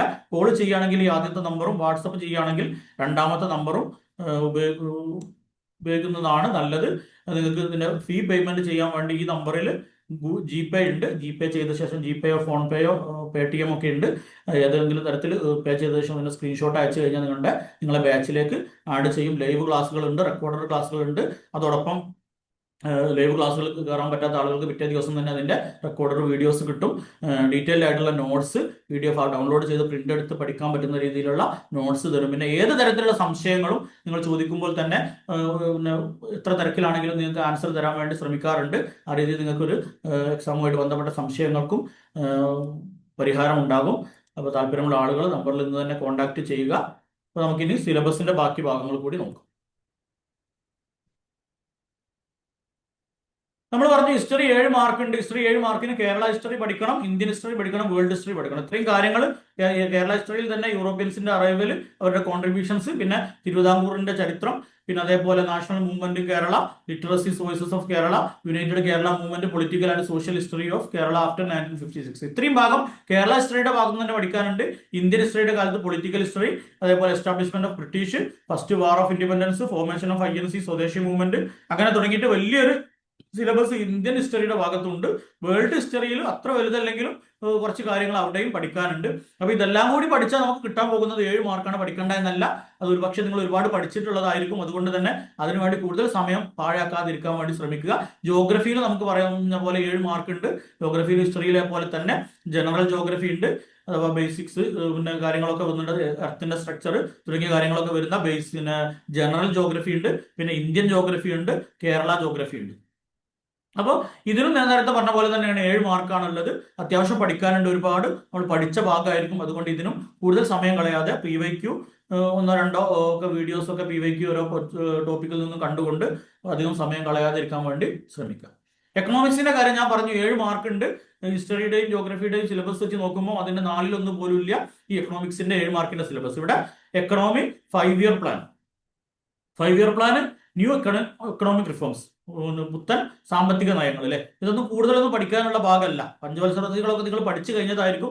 അതേപോലെ പ്ലാനിംഗ് കമ്മീഷനും നീതി ആയോഗവും നിങ്ങൾ പഠിച്ചു കഴിഞ്ഞതായിരിക്കും. ഈ ഫിനാൻഷ്യൽ ഇൻസ്റ്റിറ്റ്യൂഷൻ ആണ് ഇവിടെ ഒരു പുതിയ സിലബസ് അല്ല, നമ്മൾ പഠിക്കുന്നത് തന്നെയാണ്, എന്നാലും അത്ര ആയതിൽ പഠിക്കാത്തൊരു സംഗതി ഇതായിരിക്കും. പിന്നെ അതേപോലെ അഗ്രികൾച്ചർ, മേജർ ക്രോപ്സ്, ഇതും എക്കണോമിക്സിന്റെ ഭാഗത്ത് അത്ര പഠിച്ചുകൊള്ളണമെന്നില്ല. ഗ്രീൻ റെവല്യൂഷൻ നമ്മൾ പഠിച്ചിട്ടുള്ളത് തന്നെയായിരിക്കും, ഇല്ലെങ്കിൽ ആ ഭാഗം പഠിക്കാം. പിന്നെ മിനറൽസ്, അതും പിന്നെ ഒരു പക്ഷേ അധികം ആരും പഠിക്കാത്ത ഭാഗമായിരിക്കും. പിന്നെ direct and indirect taxes in India, അത് നമുക്ക് പിന്നെ ഡീറ്റെയിൽ ആയിട്ട് തന്നെ നമ്മൾ ഒരു യൂട്യൂബ് ക്ലാസ് നേരത്തെ ചെയ്തിട്ടുണ്ട്. നമ്മുടെ ഇതിലും പിന്നെ കോഴ്സിലും കുറച്ചുകൂടി കൂടുതലായിട്ടുള്ള ക്ലാസ്സുകൾ നമ്മുടെ ബാച്ചിലും ചെയ്തിട്ടുണ്ട്. പിന്നെ GST യെ കുറിച്ച് ഒരുപാട് ക്ലാസ്സുകൾ നമ്മൾ ഓൾറെഡി ചെയ്തിട്ടുണ്ട്. അപ്പൊ അതും പഠിക്കാം. അപ്പൊ ഇത്രയും ഭാഗങ്ങൾ പഠിച്ചാൽ തന്നെ 7 മാർക്ക് ഈ ഭാഗത്ത് നിന്ന് 5 മാർക്കൊക്കെ സുഖമായിട്ട് സ്കോർ ചെയ്യാൻ പറ്റും. 5 മുതൽ 7 വരെ മാർക്ക് തന്നെ സ്കോർ ചെയ്യാൻ ഈ ഭാഗത്ത് നിന്ന് പറ്റും. അപ്പൊ ഇതും നിങ്ങളൊന്ന് ശ്രദ്ധ കൊടുത്തുകൊണ്ട് പഠിക്കാൻ വേണ്ടി ശ്രമിക്കണം. പിന്നെ 7 മാർക്കുള്ള life science and public health 7 mark ഉണ്ട്. അവിടെ പിന്നെ മനുഷ്യ ശരീരത്തിന്റെ പ്രാഥമിക അറിവുകളാണ് ഒന്ന്. പിന്നെ വിറ്റാമിനുകളും മിനറലുകളും അതിന്റെ ഡെഫിഷ്യൻസി ഡിസീസും ഇതൊക്കെ നമ്മൾ പഠിച്ചു കഴിഞ്ഞതായിരിക്കും. ജസ്റ്റ് ഒന്ന് റിവൈസ് ചെയ്യേണ്ട ആവശ്യം ഉണ്ടാവുള്ളൂ. അതേപോലെ കമ്മ്യൂണിക്കബിൾ ഡിസീസസും അതേപോലെ പ്രിവെന്റീവ് മെഷേഴ്സ്, ഇതൊക്കെ നമ്മൾ സ്ഥിരമായിട്ട് പഠിക്കുന്ന സംഗതികൾ തന്നെയാണ്. ഒക്കെ ഒന്ന് റിവൈസ് ചെയ്യാനുണ്ടാവുള്ളൂ. പിന്നെ Kerala welfare activities in health sector, ഈ സംഗതി നിങ്ങൾ നമ്മൾ സ്പെഷ്യൽ ടോപ്പിക്കിന്റെ ഭാഗത്തും പഠിക്കും. അതുകൊണ്ട് തന്നെ ഇത് നിർബന്ധമായിട്ട് നിങ്ങൾ പഠിക്കണം, ഇത് സ്കിപ്പ് ചെയ്യരുത്. ഇത് തന്നെ നമ്മൾ സ്പെഷ്യൽ ടോപ്പിക്കിൽ കേരള മോഡൽ ഡെവലപ്മെന്റിലും വരുന്ന സംഗതിയാണ് ഈ കേരളത്തിന്റെ വെൽഫെയർ ആക്ടിവിറ്റീസ് ഒക്കെ. അപ്പോൾ ആ ഭാഗത്ത് നിങ്ങൾ പഠിക്കുന്ന സംഗതിയാണ്, അതുകൊണ്ട് തന്നെ ഇത് ഇമ്പോർട്ടന്റ് ആണ്. അതേപോലെ ലൈഫ് സ്റ്റൈൽ ഡിസീസസ് നമുക്ക് കുറേ ഒന്നും പഠിക്കാനില്ല, നമുക്ക് പഠിക്കാം. അതേപോലെ ബേസിക് ഹെൽത്ത് ഫാക്ടുകൾ, എൻവയോൺമെന്റ് ആൻഡ് എൻവയോൺമെന്റൽ ഹസാർഡ്സ്, ഇത്രയും കാര്യങ്ങളെ ആകെ നമുക്ക് പിന്നെ പേപ്പർ 2-ൽ ഒരു ഭാഗം വരുന്നുണ്ട്. ഞാൻ അവിടെ ഞാൻ പറഞ്ഞു തരാം. ഈ എൻവയോൺമെന്റ് ആൻഡ് എൻവയോൺമെന്റൽ ഹസാർഡ്സുമായിട്ട് ബന്ധപ്പെട്ട ഒരു ടോപ്പിക് സ്പെഷ്യൽ ടോപ്പിക്കിൽ വരുന്നുണ്ട് ഒരു മൊഡ്യൂളിൽ. അപ്പോൾ അതും നമ്മൾ രണ്ടിനും ഉപകരിക്കും, ആ ഭാഗവും പഠിച്ചു കഴിഞ്ഞാൽ. അപ്പൊ ലൈഫ് സയൻസിൽ ഇത്രേ പഠിക്കാനുള്ളൂ. 7 മാർക്ക് ഈ ഭാഗത്തു നിന്നുണ്ട്. അതുകൊണ്ട് തന്നെ ഈ ഭാഗം നിങ്ങൾ സ്കിപ്പ് ചെയ്യരുത്. ഫിസിക്സ് ആണ് കുറച്ച് കൂടുതൽ സിലബസ് വലുപ്പം ഉള്ളത് ഈ ഭാഗത്ത്. പക്ഷെ അതിന് മാത്രമൊന്നുമില്ല, നമുക്കറിയാം ഇത് എഴുതുമ്പോൾ കുറെ ഉണ്ടെങ്കിലും പലതും ചിലപ്പോൾ പിന്നെ ഇതിലിപ്പോ നോക്കിയാൽ അറിയാം. Motion, Newton's law of motion, third law, momentum, projectile motion, uses of third law, ഇത്രയും ഒരു ചെറിയ ഒരു ക്ലാസ് കൊണ്ടൊക്കെ തീർക്കാൻ കഴിയുന്ന സംഗതികളാണ് അല്ലെ. അപ്പൊ നമ്മളിത് കുറെ വാരി വലിച്ച് എഴുതിയതാണ് സിലബസിൽ, അതിന് മാത്രം ഒന്നുമില്ല. പിന്നെ സൗണ്ട് എന്ന് പറയുന്ന ഭാഗം ഒരു ക്ലാസ്സേ ഉള്ളൂ, ഒരു ക്ലാസ് കൊണ്ട് പഠിക്കാൻ പറ്റുന്ന 1-2 ക്ലാസ് കൊണ്ട് പഠിക്കാൻ പറ്റുന്നതേ ഉള്ളൂ. അതേപോലെ ബാക്കിയുള്ളതൊക്കെ വർക്ക്, എനർജി, പവർ, ഇതൊക്കെ കുറെ എഴുതി വെച്ചിട്ടുണ്ടെങ്കിലും ഇത് ഓരോ സബ് ടോപ്പിക്കും ഒരു ക്ലാസ് പോലും വേണ്ടി വരാത്ത തരത്തിലുള്ളതാണ്. അതുകൊണ്ട് തന്നെ ഈ ഭാഗവും നിങ്ങൾ സ്കിപ്പ് ചെയ്യരുത്. ഇനി നമ്മൾ കെമിസ്ട്രിയിലേക്ക് പോയി കഴിഞ്ഞാൽ ഏറ്റവും കുറവ് ഈ ഭാഗത്ത് സയൻസിന്റെ ഭാഗത്തുള്ളത് കെമിസ്ട്രിയിലാണ്. ആകെ 3 സബ് മൊഡ്യൂൾ ആണ് ഇതിൽ കൊടുത്തിട്ടുള്ളത്. Atom, molecules, states of matter, allotrope, gas laws, അക്വാറിയ. ഇതാണ് ഒരു മൊഡ്യൂൾ. പിന്നെ ഒന്ന് elements, periodic table, metals and non metals, chemical physical changes, chemical reactions, solutions, mixtures, compounds. ഇതൊക്കെ നമ്മൾ ബേസിക് ആയിട്ട് നമ്മൾ കെമിസ്ട്രിയിൽ പഠിക്കുന്ന സംഗതികളാണ്. PSC പഠിച്ചു തുടങ്ങുമ്പോൾ തന്നെ പഠിക്കുന്ന സംഗതികളാണ്. അധികമൊന്നും ഇവിടെയും പഠിക്കാനില്ല. പിന്നെ മെറ്റൽസ്, നോൺ മെറ്റൽസ്, ഇതും മുകളിൽ പറഞ്ഞ നോൺ മെറ്റൽസും മെറ്റൽസും ഇവിടെ തന്നെ വരുന്നുണ്ട്. അതോടൊപ്പം അതിന്റെ അലോയ്സിനെ കുറിച്ച് പറയുന്നുണ്ട്. അതേപോലെ ആസിഡും ബേസും തമ്മിലുള്ള വ്യത്യാസം, pH വാല്യൂ, ആൽക്കലോയിഡ്, ഇതൊക്കെ എഴുതി വെക്കുമ്പോൾ കുറെ ഉണ്ടെങ്കിലും ഇതൊക്കെ 10 മിനിറ്റ് ഉള്ള ക്ലാസ്സുകൾ കൊണ്ട് തീർക്കാൻ പറ്റുന്ന ടോപ്പിക്കുകളാണ് ഇതൊക്കെ. അപ്പൊ ഈ ഭാഗം ഒരിക്കലും നിങ്ങൾ സ്കിപ്പ് ചെയ്ത്, പ്രത്യേകിച്ച് കെമിസ്ട്രി ഒരിക്കലും സ്കിപ്പ് ചെയ്യരുത്. അത്രയും പെട്ടെന്ന് കെമിസ്ട്രിയിൽ നിങ്ങൾക്ക് മാർക്ക് സ്കോർ ചെയ്യാൻ വേണ്ടി പറ്റും. പിന്നെ ആർട്സ് ആൻഡ് ലിറ്ററേച്ചറും കൾച്ചറുമായിട്ട് ബന്ധപ്പെട്ടത് 8 മാർക്കാണ് ഇവിടെ ഉള്ളത്. അത്യാവശ്യം പഠിക്കാനുണ്ട്, അത്യാവശ്യം കൺഫ്യൂഷൻ ഉണ്ടാക്കുന്ന ഭാഗവുമാണ്. അപ്പൊ അതുകൊണ്ട് ഇത് നിങ്ങൾക്ക് നിങ്ങളുടെ താല്പര്യപ്രകാരം ഈ ഭാഗത്ത് നിങ്ങൾ പഠിക്കുക. അത് ഞാൻ ഇതിനെ ഇന്ന രീതിയിൽ പഠിക്കണമെന്ന് പറയുന്നില്ല. പിന്നെ പ്രത്യേകിച്ച് കേരള ആർട്ട് ഫോംസ് ഒക്കെ നമ്മൾ ഒരുപാട് പഠിച്ചിട്ടുണ്ടാകും. ആ ഭാഗത്ത് നിന്നൊക്കെ വന്ന ചോദ്യങ്ങൾ കുറേയൊക്കെ നമുക്ക് എല്ലാവരും ആൻസർ ചെയ്യാൻ പറ്റും. പെൻ നെയിം അതിന്റെ നിക് നെയിം ഇതൊക്കെ നമ്മളൊന്ന് ജസ്റ്റ് ഒന്ന് ഓടിച്ച് നോക്കണം. എല്ലാ പ്രധാനപ്പെട്ട എല്ലാ സാഹിത്യകാരന്മാരുടെയും തൂലികാനാമങ്ങളൊന്ന് ജസ്റ്റ് ഒന്ന് നോക്കണം. പിന്നെ പ്രധാനപ്പെട്ട കൃതികളും അതിലെ കഥാപാത്രങ്ങളും അതും ജസ്റ്റ് ഒന്ന് ഓടിച്ച് നോക്കുന്നത് നല്ലതാണ്. പിന്നെ പ്രധാനപ്പെട്ട കുറെ കോഡ്സ് ചോദിക്കാറുണ്ട് പരീക്ഷയ്ക്ക്. ഓരോ വരികൾ തന്നിട്ട് ഇത് ആരുടെ ഏത് പുസ്തകത്തിൽ നിന്ന് എടുത്തതാണെന്നൊക്കെ ചോദിക്കാറുണ്ട് അല്ലെ. പിന്നെ കേരളത്തിൽ ജേർണലിസത്തിന്റെ തുടക്കത്തെ കുറിച്ചുള്ള കാര്യങ്ങൾ ചോദിക്കുന്നുണ്ട്. അതൊക്കെ നമുക്കറിയാം. ആദ്യത്തെ പത്രമൊക്കെ നമുക്കറിയുന്ന കാര്യമാണ്. അപ്പൊ ആ രീതിയിൽ പിന്നെ Malayalam writers won Jnanpith award and related facts അതും ജസ്റ്റ് ഒന്ന് നോക്കി വെക്കുക. ജ്ഞാനപീഠം നേടിയിട്ടുള്ള ആളുകൾ വളരെ കുറച്ചേ ഉള്ളൂ. അവരുമായിട്ട് ബന്ധപ്പെട്ട അവർക്ക് ഏത് പുസ്തകത്തിനാണ് കിട്ടിയത്, അവരുടെ മറ്റു പ്രധാനപ്പെട്ട പുസ്തകം ഏതൊക്കെയാണെന്നുള്ള കാര്യങ്ങളൊക്കെ അതൊന്ന് നോക്കി വെക്കുക. പിന്നെ മലയാള സിനിമയെ കുറിച്ചുള്ള കാര്യങ്ങളൊക്കെയാണ് അവിടെ ഉള്ളത്. പിന്നെ കൾച്ചറുമായിട്ട് ബന്ധപ്പെട്ട് കേരളത്തിലെ പ്രധാനപ്പെട്ട ഉത്സവങ്ങൾ ഒക്കെയാണ്. പിന്നെ സാംസ്കാരിക കേന്ദ്രങ്ങളെ കുറിച്ചും ആരാധനാ കേന്ദ്രങ്ങളെ കുറിച്ചൊക്കെ പഠിക്കാനുണ്ട്. അത്രയാണ് 7 മാർക്കിന് അവിടെ ഉള്ളത്. സ്പോർട്സിന് 3 മാർക്കാണുള്ളത്. അവിടെ 10 ടോപ്പിക്കാണ് സ്പോർട്സിന് പഠിക്കാനുള്ളത്. സമയം കളയണോ വേണ്ടേ എന്നുള്ളത് നിങ്ങൾ തീരുമാനിക്കുക, നിങ്ങളുടെ ചോയ്സ് ആണ്. ഇനി കമ്പ്യൂട്ടർ ബേസിക്സിന് 6 മാർക്ക് ഉണ്ട്. നമ്മൾ ഇത് എഴുതുമ്പോൾ കുറെ ഉണ്ടെന്ന് വിചാരിക്കും, ഒന്നുമില്ല. ഹാർഡ്വെയർ എന്ന് പറഞ്ഞാൽ ഇൻപുട്ട് ഡിവൈസ് എന്താണ്, ഔട്ട്പുട്ട് ഡിവൈസ് എന്താണ്, മെമ്മറി ഡിവൈസ് എന്താണ്, ഇത് മൂന്നും കൂടി എനിക്ക് തോന്നുന്ന ഒരു 15-20 മിനിറ്റ് കൊണ്ട് നമുക്ക് ക്ലാസ് എടുത്ത് തീർക്കാൻ പറ്റുന്നതേ ഉള്ളൂ. പിന്നെ സോഫ്റ്റ്വെയർ എന്നുള്ള ഭാഗവും, പിന്നെ സോഫ്റ്റ്വെയർ പലതരമുണ്ട്. ഓപ്പറേറ്റിംഗ് സിസ്റ്റം ഉണ്ട്, അതേപോലെ പിന്നെ സിസ്റ്റം സോഫ്റ്റ്വെയർ ഉണ്ട്, ആപ്ലിക്കേഷൻ സോഫ്റ്റ്വെയർ ഉണ്ട്. ആ രീതിയിൽ ഇത് പഠിച്ചെടുക്കാൻ അധികം സമയമൊന്നും വേണ്ടി വരില്ല. അതുകൊണ്ട് തന്നെ ഈ ഭാഗം സ്കിപ്പ് ചെയ്യാതിരിക്കുന്നതാണ് നല്ലത്. 6 മാർക്ക് ഉള്ളത് കൊണ്ട് തന്നെ. പിന്നെ കമ്പ്യൂട്ടർ നെറ്റ്വർക്കുകൾ എന്ന് പറഞ്ഞു കഴിഞ്ഞാൽ ഒറ്റ ക്ലാസ് കൊണ്ട് ഈ ക്ലാസ് പറഞ്ഞു തീർക്കാൻ പറ്റുന്നുള്ളൂ. ലാന് വാന് മാൻ എന്താണെന്നുള്ളതും അതിനുവേണ്ടി ഉപയോഗിക്കുന്ന നെറ്റ്വർക്ക് ഡിവൈസുകൾ ഏതാണെന്നുള്ളതൊക്കെ 1-2 ക്ലാസ് കൊണ്ട് തീർക്കാൻ പറ്റുന്നതായിരിക്കും. അതുകൊണ്ട് അതും നിങ്ങൾ സ്കിപ്പ് ചെയ്യാതിരിക്കുകയാണ് നല്ലത്, നിങ്ങൾക്ക് സമയം അനുവദിക്കുന്നുണ്ടെങ്കിൽ. പിന്നെ ഇന്റർനെറ്റ് സർവീസസിനെ കുറിച്ചൊക്കെ പറയുന്നുണ്ട്. ഇത്രയാണ് പേപ്പർ 1-ൽ അപ്പൊ അവിടെ നിങ്ങൾ പിന്നെ ശ്രദ്ധിച്ചിട്ട് കൈകാര്യം ചെയ്യാൻ നിങ്ങൾക്ക് ഇനിയുള്ള സമയത്തെ കുറിച്ചൊരു ധാരണ വെച്ചുകൊണ്ട് നിങ്ങൾ കൈകാര്യം ചെയ്യാം. പിന്നെ പേപ്പർ 2-ന്റെ സിലബസ് നമുക്കറിയാം. മൊഡ്യൂൾ 1-ഉം മൊഡ്യൂൾ 2-ഉം പക്ക സ്പെഷ്യൽ ടോപ്പിക് ആണ്. പ്രിൻസിപ്പിൾസ് ഓഫ് അഡ്മിനിസ്ട്രേഷനും പ്രിൻസിപ്പിൾസ് ഓഫ് മാനേജ്മെന്റും. ഇവിടെ നിങ്ങൾ അത്യാവശ്യം ശ്രദ്ധ കൊടുത്ത് തന്നെ പഠിക്കണം. കാരണം ഒരു പരീക്ഷയ്ക്കും നിങ്ങൾ പഠിച്ചിട്ടില്ലാത്ത കാര്യങ്ങളായിരിക്കും ഈ ഭാഗത്ത് കൂടുതൽ നിങ്ങൾക്ക് പഠിക്കാനുണ്ടാവുക. അതുകൊണ്ട് ഈ ഭാഗത്ത് നന്നായി ശ്രദ്ധ കൊടുത്ത് പഠിക്കണം. ഇതിന് നല്ല സമയം നിങ്ങൾ കൊടുക്കണം. നമുക്ക് നേരത്തെ 20 ദിവസമാണ് കഴിച്ചത് 58 ദിവസത്തിൽ അല്ലെ. ബാക്കിയുള്ളതിൽ നിന്ന് ഒരു 8 ദിവസം ഈ 2 ടോപ്പിക്കിന് വേണ്ടി നിങ്ങൾ മാറ്റി വെക്കണം. ചുരുങ്ങിയത് 8 ദിവസം എന്ന് പറയുമ്പോൾ 16 ഹാഫ് ഡേ ഉണ്ടാകും. ചുരുങ്ങിയതാണ് പറഞ്ഞത്. അതിൽ കൂടുതൽ വേണമെങ്കിൽ അതിൽ കൂടുതൽ നിങ്ങൾ ഇതുവരെ പഠിച്ചു തുടങ്ങിയിട്ടുണ്ടാവില്ല. ഒരു പക്ഷേ ഈ ടോപ്പിക്ക് പഠിച്ചു തുടങ്ങിയിട്ടുണ്ടെങ്കിൽ അതിനനുസരിച്ച് നിങ്ങൾക്ക് സമയം അറേഞ്ച് ചെയ്യും. പിന്നെ കോൺസ്റ്റിറ്റ്യൂഷൻ ഓഫ് ഇന്ത്യ, ഈ സാധനം നമ്മൾ പഠിച്ച കാര്യങ്ങളാണ് ഇവിടെ വരുന്നത് 90%. അതുകൊണ്ട് തന്നെ ഇതിന് കൂടുതൽ സമയം വേണ്ടി വരില്ല. എങ്കിലും ഈ ഭാഗത്ത് 12 മാർക്ക് ഉണ്ട്. അതുകൊണ്ട് 12, 8, 20 മാർക്ക് ഉണ്ട്. അതുകൊണ്ട് തന്നെ ഈ ഭാഗം നിങ്ങൾ ഒരു കാരണവശാലും സ്കിപ്പ് ചെയ്യരുത്. നിങ്ങൾക്ക് എത്ര സമയമാണ് ഇതിന് വേണ്ടത്, നിങ്ങൾ എത്രത്തോളം ഈ ഭാഗത്ത് പഠിച്ചിട്ടുണ്ടോ നേരത്തെ, അതിന്റെ ബാക്കി എത്രത്തോളം നിങ്ങൾക്ക് ഇനി പഠിക്കാനുണ്ടോ അതിനനുസരിച്ച് നിങ്ങൾ ഇതിന് സമയം മാറ്റി വെക്കുക. എത്രയെന്ന് ഞാൻ പറയുന്നില്ല. നിങ്ങൾ കാരണം കോൺസ്റ്റിറ്റ്യൂഷൻ എല്ലാവരും സ്ഥിരമായിട്ട് എല്ലാ പരീക്ഷയ്ക്കും പഠിക്കുന്ന ഭാഗമാണ്. അത് തന്നെയാണ്. പ്രിയാമ്പിൾ ഉണ്ട്, ഫണ്ടമെന്റൽ റൈറ്റ്സ് ഉണ്ട്, ഫണ്ടമെന്റൽ ഡ്യൂട്ടീസ് ഉണ്ട്. സാധാരണ ഒരു LDC എക്സാമിന് പഠിക്കുന്ന രീതിയിൽ പഠിച്ചാൽ മതിയാകില്ല. കുറച്ചുകൂടിയ കാര്യത്തിൽ പഠിക്കണം. വൈസ് പ്രസിഡന്റിനെ കുറിച്ച്, പ്രസിഡന്റിനെ കുറിച്ച്, അവരുടെ തെരഞ്ഞെടുപ്പിനെ കുറിച്ച്, അവരുടെ അധികാരങ്ങളെ കുറിച്ചൊക്കെ പഠിക്കാനുണ്ട്. അതേപോലെ council of ministers, union legislator, Rajya Sabha, Lok Sabha, അതേപോലെ state governor, state judiciary, high court, supreme court തുടങ്ങി നമ്മൾ സ്ഥിരമായിട്ട് പഠിക്കുന്ന ഭാഗങ്ങൾ മാത്രമാണ് ഈ കോൺസ്റ്റിറ്റ്യൂഷണൽ സ്ട്രക്ചർ എന്ന ഭാഗത്ത് 12 മാർക്കിനുള്ളത്. അപ്പൊ അത് ജസ്റ്റ് റിവൈസ് ചെയ്യാനുണ്ടാകുള്ളൂ. അതേപോലെ മൊഡ്യൂൾ 4-ൽ central state relationship under the constitution, അതും ഏറെക്കുറെയൊക്കെ നമ്മൾ പഠിക്കുന്നതാണ്. കുറച്ചുകൂടിയൊക്കെ നമ്മൾ ഈ ഒരു ആയത്തിൽ പഠിക്കണം. 73rd അമെന്റ്മെന്റ് ഒക്കെ ഇവിടെ വരുന്നുണ്ട്. 74th amendment panchayat Raj act ആണ്. അതൊക്കെ നമ്മൾ പഠിച്ചിട്ടുള്ളതായിരിക്കും എല്ലാവരും. അപ്പൊ അതുകൊണ്ട് തന്നെ അതും ഈ ഭാഗം നിങ്ങൾ സ്കിപ്പ് ചെയ്ത ഒരു കാരണവശാലും. പിന്നെ കേരള മോഡൽ എക്കോണമി, ഇത് സർക്കാരിനെ സംബന്ധിച്ചിടത്തോളം ഏറ്റവും എന്താ പറയുക സ്വപ്ന പദ്ധതിയാണ്. അതേപോലെ കേരള PSC ഏറ്റവും ഇഷ്ട ടോപ്പിക്കാണ് ഇത്. അതുകൊണ്ട് തന്നെയാണ് ചെറിയ ടോപ്പിക്കിന് 30 മാർക്കാണ് ഇവിടെ കൊടുത്തത് അല്ലെ. ഈ ഒരു ഭാഗത്ത് കേരള മോഡൽ എക്കോണമി ആൻഡ് ഡെവലപ്മെന്റിൽ 30 മാർക്ക് കൊടുത്തിട്ടുണ്ട്. അപ്പൊ ഇതുവരെ നമ്മൾ നോക്കിയ സിലബസ് വെച്ച് നോക്കുമ്പോൾ വളരെ കുറച്ച് പഠിക്കാനുള്ള ഒരു ഭാഗമാണത്. പക്ഷെ 30 മാർക്ക് ഉണ്ട്. കാരണം കേരളത്തിന്റെ സ്വന്തം ലോകത്തിന് മാതൃകയായിട്ടുള്ള കേരളത്തിന്റെ വികസന പദ്ധതികളാണ് ഇവിടെ നമുക്ക് ചർച്ച ചെയ്യാനുള്ളത്. അതുകൊണ്ട് തന്നെ കേരളത്തിന്റെ ഒരു സ്വപ്ന പദ്ധതി എന്നുള്ള നിലക്ക്, പദ്ധതികൾ എന്നുള്ള നിലക്ക് ഇതിന് ഇമ്പോർട്ടൻസ് കൊടുക്കണം. ഞാൻ നേരത്തെ പറഞ്ഞതുപോലെ, നേരത്തെ നമ്മൾ പറഞ്ഞിട്ടുള്ള സോഷ്യൽ വെൽഫെയർ സ്കീമുകളൊക്കെ ഇതിന്റെ ഭാഗമായിട്ട് വരുന്നുണ്ട്. ഇപ്പൊ ഈ ഒരു കേരള മോഡൽ ഡെവലപ്മെന്റ് ഭാഗത്ത് നമുക്കറിയാം Kerala model evolution significant features adult literacy life expectancy. ഈ ലൈഫ് എക്സ്പെക്ടൻസിയും ഇൻഫന്റ് മോർട്ടാലിറ്റി ഒക്കെ പറയുമ്പോൾ നമ്മുടെ ആരോഗ്യ രംഗത്ത് നമ്മൾ നടത്തിയിട്ടുള്ള സ്കീമുകൾ, വിവിധ സ്കീമുകൾ ഇവിടെ പറയാനുണ്ട്. അതേപോലെ പോവർട്ടി ഇറാഡിക്കേഷനുമായി ബന്ധപ്പെട്ട് നടത്തിയിട്ടുള്ള സ്കീമുകൾ പറയാനുണ്ട്. അപ്പോൾ നമ്മൾ ആ പറഞ്ഞ വെൽഫെയർ സ്കീമുകൾ ഇവിടെ വരുന്നുണ്ട്. അപ്പൊ ഇതോടെ 30 മാർക്ക് ഉണ്ട്. അപ്പൊ ഇതിന് അത്യാവശ്യം നല്ല സമയം കൊടുത്തുകൊണ്ട് നിങ്ങൾ പഠിക്കാൻ വേണ്ടി ശ്രമിക്കണം. ഈ ഭാഗത്ത് നിന്ന് ഒരു മാർക്ക് പോലും മിസ്സാവാത്ത രീതിയിൽ നിങ്ങൾ പഠിക്കാൻ ശ്രമിക്കണം. അടുത്തത് എൻവയോൺമെന്റ്, ക്ലൈമറ്റ്, ഡിസാസ്റ്റർ മാനേജ്മെന്റ്. ഇതിൽ മൊഡ്യൂൾ 7 10 മാർക്കിന് പറയുന്ന എൻവയോൺമെന്റ് എന്ന് പറയുന്ന ഭാഗം നമ്മൾ ജോഗ്രഫിയിലും ബയോളജിയിലും ഒക്കെ പഠിക്കുന്ന ഭാഗമാണ്. ഈ ഒരു ഭാഗം ഇവിടെ ഉള്ളത് നോക്കിയാൽ നിങ്ങൾക്ക് മനസ്സിലാകും. പ്രിലിംസിന് തന്നെ ഇതിന്റെ ഏകദേശം ഭാഗത്ത് നിങ്ങൾ പഠിച്ചിട്ടുണ്ടാകും.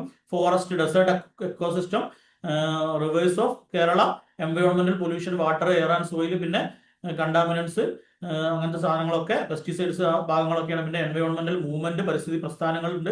അതേപോലെ international and national organisation for എൻവയോൺമെന്റൽ പ്രൊട്ടക്ഷൻ, വൈൽഡ് ലൈഫ് സാങ്ച്വറികൾ, നാഷണൽ പാർക്കുകൾ, ബയോസ്ഫിയർ റിസർവുകൾ, അതൊക്കെ കേരളത്തിലാണ് പറയുന്നത്.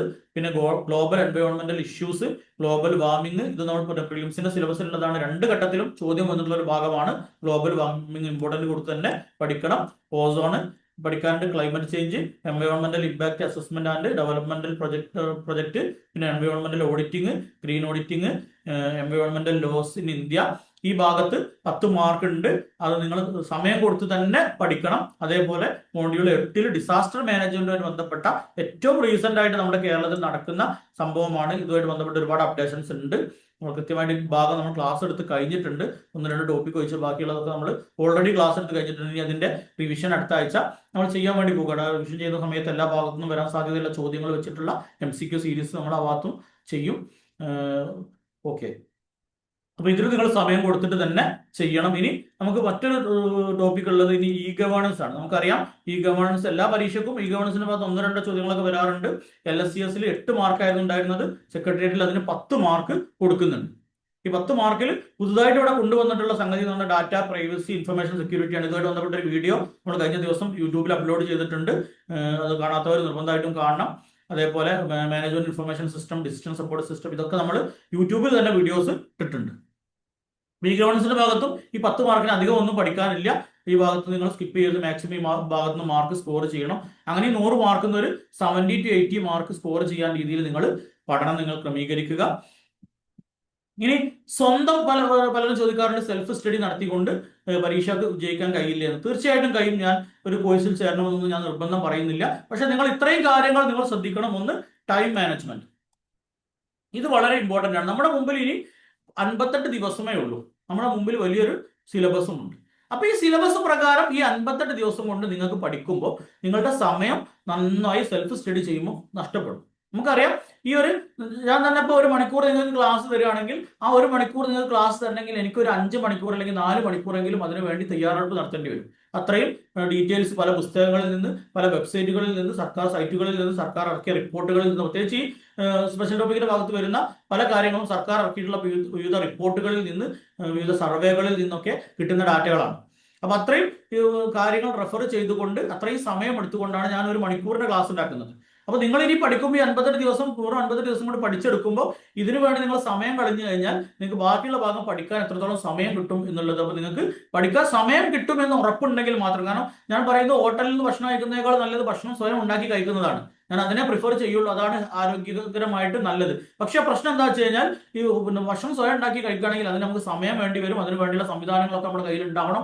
അതുണ്ടെങ്കിൽ നമ്മൾ അതിനെക്കുറിച്ച് ആലോചിക്കാവൂ. അല്ലെങ്കിൽ നിങ്ങൾ പറയാം നിങ്ങളുടെ പണം, ക്യാഷിനേക്കാൾ വലുത് നിങ്ങളുടെ സമയമാണ്. സമയത്തിനാണ് അത്രയും വാല്യൂ ഉള്ളത്. ഇത്രയും കുറഞ്ഞ ദിവസങ്ങളിൽ നിങ്ങൾക്കുള്ള നിങ്ങളുടെ ജോലിയിലേക്കുള്ള നിങ്ങളുടെ ദൂരം ഒരു 58 ദിവസമാണ്. അത് മനസ്സിലാക്കിക്കൊണ്ട് ടൈം മാനേജ് ചെയ്തുകൊണ്ട് നിങ്ങൾക്ക് സെൽഫ് സ്റ്റഡി നടത്താൻ പറ്റുമെങ്കിൽ, അതേപോലെ ഇമ്പോർട്ടന്റ് ഫാക്ട് ഏതൊക്കെയാണെന്നുള്ളത് നിങ്ങൾക്ക് സ്വയം മനസ്സിലാക്കാൻ പറ്റുമെങ്കിൽ, കാരണം ഇത് കാണുമ്പോൾ ഇതിലൊരു മുൻ മാതൃക ഇല്ല. ഈ സിലബസിലെ പല ഭാഗത്തും ഒരു മുൻമാതൃക ഇല്ല. നമുക്ക് എങ്ങനെ PSC ചോദ്യം ചോദിക്കും എന്നുള്ളൊരു ധാരണ ഇല്ല. അപ്പൊ അതുകൊണ്ട് തന്നെ ഇതിന്റെ ഇമ്പോർട്ടൻസ് നിങ്ങൾക്ക് മനസ്സിലാക്കാൻ പറ്റുമെങ്കിൽ, അതേപോലെ നിങ്ങൾക്ക് ആവശ്യത്തിന് സമയം ഉണ്ടെങ്കിൽ നിങ്ങൾക്ക് എന്ത് ചെയ്യാം, ഇത് ഈ സെൽഫ് സ്റ്റഡി തന്നെ നടത്താം. ഞാൻ കോഴ്സിൽ ഏതെങ്കിലും കോഴ്സിൽ ജോയിൻ ചെയ്യണമെന്ന് ഞാൻ നിർബന്ധിക്കുന്നില്ല. എങ്കിലും ഞാൻ നിങ്ങളോട് പ്രിഫർ ചെയ്യുന്നത് കുറഞ്ഞ സമയമുള്ളൂ, നിങ്ങൾക്ക് നല്ലൊരു ഗൈഡൻസ് നല്ലൊരു അധ്യാപകന്റെ കീഴിൽ പഠിക്കുകയാണെങ്കിൽ ഏറ്റവും നല്ലതാണ്. അത് TANMPSൽ ചേരണമെന്നൊന്നും ഞാൻ പറയുന്നില്ല. നിങ്ങൾക്ക് ഇഷ്ടപ്പെട്ട, നിങ്ങൾക്ക് നല്ലതെന്ന് തോന്നുന്ന ഏത് കോഴ്സിലും ചേരാം, നിങ്ങളുടെ ഇഷ്ടമാണ്. പക്ഷെ ഇനി സെൽഫ് സ്റ്റഡി ഇതുവരെ പഠിച്ചു തുടങ്ങാത്തവരാണെങ്കിൽ പ്രത്യേകിച്ചും സെൽഫ് സ്റ്റഡിക്ക് വേണ്ടി സമയം കളയുന്നതിൽ അർത്ഥമില്ല എന്നുള്ളതാണ് എൻ്റെ ഒരു അഭിപ്രായം. കാരണം സമയം അത്രയും നിങ്ങൾക്ക് ഇല്ല മുമ്പിൽ. പിന്നെ പ്രീവിയസ് ക്വസ്റ്റ്യൻസ് പല UPSC അടക്കമുള്ള പരീക്ഷകളിൽ ഈ ഭാഗത്ത് ചോദ്യങ്ങൾ വന്നതുണ്ട്. അതുകൂടി നിങ്ങൾ സെൽഫ് സ്റ്റഡി നടത്തുന്ന ആളുകളാണെങ്കിൽ ആ പ്രീവിയസ് ക്വസ്റ്റ്യൻസ് കൂടി നിങ്ങൾ ശ്രദ്ധിക്കാൻ വേണ്ടി ശ്രമിക്കണം. ഇഷ്ടം പോലെ ചോദ്യങ്ങൾ പല ഭാഗത്തുനിന്നും, പിന്നെ PSCയുടെ മുൻകാല ചോദ്യങ്ങൾ ഈ ഭാഗത്തുനിന്ന് കുറവാണെങ്കിൽ കൂടി കേരള മോഡൽ ഡെവലപ്മെന്റിനെ കുറിച്ച് മധ്യപ്രദേശിലെ പിന്നെ ടെറ്റ് എന്താ പറയാ നെറ്റ് എക്സാമിന് ചോദിച്ചിട്ടൊക്കെ ഉണ്ട് നേരത്തെ. കേരള മോഡൽ ഡെവലപ്മെന്റ് എങ്ങനെയാണ് സാധ്യമായത് എന്നുള്ള ചോദ്യമൊക്കെ. ആ രീതിയിൽ പല പരീക്ഷകളിലും ഇതൊക്കെ തെരഞ്ഞു കണ്ടുപിടിച്ചുകൊണ്ട് നിങ്ങൾക്ക് സമയം പോലെ പഠിക്കാൻ വേണ്ടി ശ്രമിക്കണം. സെൽഫ് സ്റ്റഡി നടത്തുന്ന ആളുകളോടാണ് ഞാൻ പറഞ്ഞത്. അപ്പോൾ നിങ്ങളുടെ സമയം നിങ്ങൾ വാല്യൂ കൊടുക്കണം. സമയത്തിനാണ് പ്രാധാന്യം എന്നുള്ളത് നിങ്ങൾ പ്രത്യേകം ശ്രദ്ധിക്കുക. ഇനിയിപ്പോ ഈ അടുത്തിനോട് ഒരാൾ ചോദിച്ചു, ഒരു വിദ്യാർത്ഥി ചോദിച്ചു, പിന്നെ കോഴ്സിൽ ചേരാൻ വേണ്ടി വിളിച്ചതാണ്. അപ്പോൾ ആൾ ചോദിച്ചു, AI ക്വസ്റ്റ്യൻ പ്രഡിക്ഷൻ ടൂൾ ഉപയോഗിക്കുന്നുണ്ടോ നിങ്ങളത് ചോദിച്ചു. അതെന്താ അവർ ചോദിക്കാൻ കാരണം എന്താണെന്ന് ചോദിച്ചാൽ പറഞ്ഞു, ചില സ്ഥാപനങ്ങളൊക്കെ അങ്ങനെ പറയുന്നുണ്ട്, അതുകൊണ്ടാണ് ചോദിച്ചതെന്ന് പറഞ്ഞു. ഞാൻ എനിക്ക് വേണമെങ്കിൽ പറയായിരുന്നു ഞാൻ അങ്ങനെ ഉപയോഗിക്കുന്നുണ്ട്, അതുകൊണ്ട് ചേർന്നോളൂ എന്ന് പറഞ്ഞിട്ട് എനിക്ക് വേണേൽ ഇതാക്കാം. നമ്മൾ ഈ AI എന്താണെന്നുള്ളത് നമുക്ക് കുറച്ചൊരു ധാരണ വേണം. ഇപ്പൊ AI എന്താണ് എന്നുള്ളത് AI പറഞ്ഞതിനുള്ള ഒരു ആൻസറാണ് ഞാൻ ഈ പറഞ്ഞത്. AI എന്ന് പറഞ്ഞാൽ AI cannot do predict the exact set of questions. അതായത് ഒരിക്കലും നമുക്കറിയാം PSCയുടെ രീതി എന്ന് പറഞ്ഞു കഴിഞ്ഞാൽ ക്വസ്റ്റ്യൻ ഇടുന്ന ആള് നാളെ എന്ത് ചിന്തിക്കും എന്നുള്ളത് ഇന്ന് അയാൾക്ക് പോലും ഉണ്ടാവില്ല, അറിയില്ല. നാളെ എന്താണ് അയാൾ ചിന്തിക്കാൻ പോകുന്നത് എന്ന് ഇന്ന് അയാൾക്ക് പോലും അറിയില്ല. അങ്ങനത്തെ ഒരു കാര്യത്തിന് ഒരിക്കലും AI പ്രഡിക്റ്റ് ചെയ്യാൻ കഴിയില്ല. AIക്ക് പ്രഡിക്റ്റ് ചെയ്യാം, ഈ ഭാഗത്ത് നിന്ന് എങ്ങനെയൊക്കെ ചോദ്യം ചോദിക്കാം എന്ന് AIക്ക് പ്രഡിക്റ്റ് ചെയ്യാം. ആ ഒരു ചോദ്യം നമുക്ക് പിന്നെ AI ചോദിച്ചാൽ ഇപ്പോൾ ഒരു പിന്നെ ഡിസാസ്റ്റർ മാനേജ്മെന്റ് ആണെങ്കിൽ ഡിസാസ്റ്റർ മാനേജ്മെന്റ് എന്ന് പറഞ്ഞ ടോപ്പിക്കിൽ ഏതൊക്കെ ഭാഗത്തു നിന്ന് എങ്ങനെയൊക്കെ ചോദ്യങ്ങൾ വരാം, മോഡൽ ചോദ്യങ്ങളൊക്കെ അവർ തരും. ഇത് ക്വസ്റ്റ്യൻ പ്രഡിക്ഷൻ എന്ന് ഇതിന് പറയാൻ പറ്റില്ല. കാരണം നമുക്കറിയാം ക്വസ്റ്റ്യൻ പ്രഡിക്റ്റ് ചെയ്യണമെങ്കിൽ പിന്നെ ഇയാൾക്ക് പോലും കഴിയില്ല. ഈ ക്വസ്റ്റ്യൻ ഇടുന്ന ആൾ പോലും ഞാൻ ഇടുന്ന ക്വസ്റ്റ്യൻ ആവില്ല ചിലപ്പം വരിക. പല ആളുകളും ക്വസ്റ്റ്യൻ ഇടും, അതിൽ ഏത് ക്വസ്റ്റ്യൻ ആണ് സെലക്ട് ചെയ്യുക എക്സാമിന് എന്നുള്ളത് ഈ എക്സാം കഴിയുന്ന സമയത്ത് മാത്രമേ അറിയുള്ളൂ. അതുകൊണ്ട് തന്നെ ക്വസ്റ്റ്യൻ പ്രഡിക്ഷന് പറ്റിയ ഒരു ടൂൾ അല്ല AI. AI എന്ന് പറഞ്ഞാൽ ഭാവി പിന്നെ പ്രവചിക്കാൻ പറ്റുന്ന ഒരു ടൂൾ അല്ല. എന്നാൽ ഞാൻ ഈ പറഞ്ഞതുപോലെ നമുക്ക് പിന്നെ പ്രീവിയസ് ആയിട്ട് പിന്നെ വന്നിട്ടുള്ള ചോദ്യങ്ങൾ അത് വെച്ചിട്ട് എങ്ങനെയൊക്കെ ചോദ്യങ്ങൾ ഓരോ ഭാഗത്ത് നിന്ന് ചോദിക്കാം എന്നുള്ള കാര്യങ്ങളൊക്കെ നമ്മൾ AI സഹായത്തോടെ ചെയ്യാൻ പറ്റും. ആ രീതിയിൽ ഞാനും പിന്നെ AI സഹായം തേടാറുണ്ട്. പക്ഷേ AI എല്ലാ സമയത്തും നമുക്ക് ഡിപ്പെൻഡ് ചെയ്യാൻ പറ്റൂല. പ്രത്യേകിച്ച് സെൽഫ് സ്റ്റഡി നടത്തുന്ന ആളുകൾ ശ്രദ്ധിക്കുക, AI തരുന്ന ആൻസർ എല്ലാം കറക്റ്റ് ആവണം എന്നില്ല. ഇല്ല എന്നല്ല, അത് AI തന്നെ പറയുന്നുണ്ട്. പിന്നെ ഇതിൽ മിസ്റ്റേക്കുകൾ വന്നേക്കാം, മിസ്റ്റേക്കുകൾ വരാറുണ്ട്. ഞാൻ തന്നെ പലപ്പോഴും മിസ്റ്റേക്കുകൾ ശ്രദ്ധയിൽപ്പെടാറുണ്ട്. നമുക്ക് കൃത്യമായിട്ട് അറിയുന്ന കാര്യങ്ങളിൽ പോലും AI മിസ്റ്റേക്ക് ആയിട്ടുള്ള തെറ്റായിട്ടുള്ള വിവരങ്ങൾ തരാറുണ്ട്. AI എന്ന് പറഞ്ഞാൽ ഒരു സെർച്ച് എഞ്ചിനാണ്. ഏതൊക്കെയോ വെബ്സൈറ്റുകൾ സ്റ്റോർ ചെയ്തിരിക്കുന്ന ഡാറ്റ എടുത്തിട്ട് അതിൽ റെലവെന്റ് എന്ന് തോന്നുന്ന ഡാറ്റ നിങ്ങൾക്ക് എത്തിച്ചു തരുന്ന ഒരു പണിയാണ് AI എടുക്കുന്നത്. അതുകൊണ്ട് തന്നെ അതിൽ മിസ്റ്റേക്കുകൾ വരാം. ഏതെങ്കിലും ഒരു വെബ്സൈറ്റിൽ തെറ്റായിട്ടുള്ള വിവരങ്ങൾ കൊടുത്തിട്ടുണ്ടെങ്കിൽ അല്ലെങ്കിൽ അപ്ഡേറ്റ് ചെയ്യാത്ത വിവരങ്ങളാണ് വെബ്സൈറ്റിൽ കിടക്കുന്നതെങ്കിൽ ആ ഡാറ്റകളൊക്കെ തെറ്റായിട്ട് നിങ്ങൾക്ക് വരാൻ സാധ്യതയുണ്ട്. അതുകൊണ്ട് തന്നെ AI മാത്രം നിങ്ങൾ ഫോക്കസ് ചെയ്തുകൊണ്ട്, അതിനെ മാത്രം നിങ്ങൾ ഡിപ്പെൻഡ് ചെയ്തുകൊണ്ട് പഠിക്കരുത്. AI കിട്ടുന്ന കാര്യങ്ങൾ കൃത്യമാണെന്ന് ഉറപ്പുവരുത്താനുള്ള മാർഗങ്ങൾ നിങ്ങൾ ചെയ്യണം. ഓക്കെ, അപ്പൊ അത്രയൊക്കെയാണ് നമ്മൾ ഈ ഭാഗത്ത് പറയാനുള്ളത്. അപ്പോൾ നിങ്ങൾ ശ്രദ്ധ കൊടുത്തുകൊണ്ട് തന്നെ പഠിക്കുക. ഒരു കാരണവശാലും നിങ്ങൾ പിന്നെ പഠനത്തിന് ഇനി ബാക്കോട്ട് പോകരുത്. ഇനിയുള്ള ദിവസം പഠനത്തിന് വേണ്ടി മാത്രം ദിവസം ഒരു 10 മണിക്കൂറെങ്കിലും, രാവിലെ ഒരു 5 മണിക്കൂർ, വൈകുന്നേരം ഒരു 5 മണിക്കൂർ, രാവിലെ 5 മണിക്കൂർ എന്ന് പറഞ്ഞാൽ 4 മണിക്കൊക്കെ എഴുന്നേൽക്കുകയാണെങ്കിൽ നിങ്ങൾക്ക് ഒരു 8 മണി വരെ അല്ലെങ്കിൽ ഒരു 9 മണി വരെയൊക്കെ നിങ്ങൾക്ക് പഠിക്കാൻ കഴിയുമെങ്കിൽ അവിടെ ഒരു 5 മണിക്കൂർ കിട്ടും. ജോലിക്ക് പോവാത്ത ആളുകളാണെങ്കിൽ അതിൽ കൂടുതൽ കിട്ടും. ജോലിയൊക്കെ ഉള്ള ആളുകളാണെങ്കിൽ ഒരു 4 മണിക്കൂർ ഏതായാലും രാവിലെ ഒപ്പിക്കാൻ പണിയില്ല. അതേപോലെ വൈകുന്നേരം ഒരു 6 മണിക്ക് ശേഷം ഒരു 10 മണി വരെ ഒരു 4 മണിക്കൂർ അങ്ങനെ കിട്ടും. ജോലിക്ക് പോകുന്ന ആളുകളാണെങ്കിൽ, ജോലി ഇല്ലാത്ത ആളുകളാണെങ്കിൽ അതിൽ കൂടുതൽ സമയം നിങ്ങൾ എടുത്തുകൊണ്ട് മാക്സിമം ടൈം, എത്ര ടൈം നിങ്ങൾ സ്പെൻഡ് ചെയ്യാൻ പറ്റുമോ അത്രയും ടൈം സ്പെൻഡ് ചെയ്തുകൊണ്ട് നിങ്ങൾ പഠിക്കുക. പ്രീവിയസ് ക്വസ്റ്റ്യൻസ് ഡിസ്കസ് ചെയ്യുക, ക്വസ്റ്റ്യൻ പേപ്പർ സ്വന്തമായിട്ട് ചെയ്തു നോക്കുക. ആ രീതിയിൽ നിങ്ങൾ മാർക്ക് നിങ്ങൾ ഉറപ്പുവരുത്തുക, റാങ്ക് ഉറപ്പുവരുത്തുക. നിങ്ങൾക്ക് നല്ലത് വരട്ടെ എന്ന് ആശംസിച്ചുകൊണ്ട് നല്ലൊരു വീഡിയോയുമായിട്ട് വീണ്ടും കാണുന്നത് വരെ ഗുഡ് ബൈ.